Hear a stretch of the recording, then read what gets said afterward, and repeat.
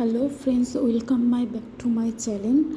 আজকে মিশো থেকে দুটো শার্ট অর্ডার করেছিলাম। দুটো কম্বো প্যাক ছিল, 404 টাকা নিয়েছে।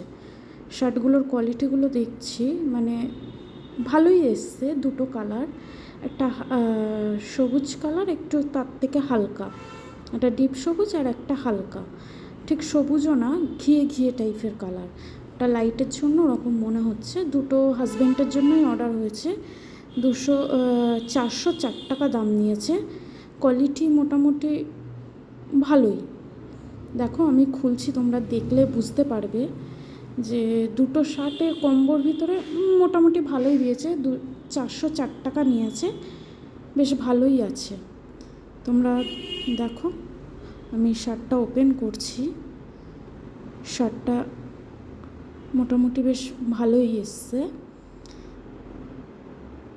এই যে কোয়ালিটিটা দেখো, ভালোই এসছে কোয়ালিটি। আর একটা ওপেন করিনি, একটাই দেখালাম আমি।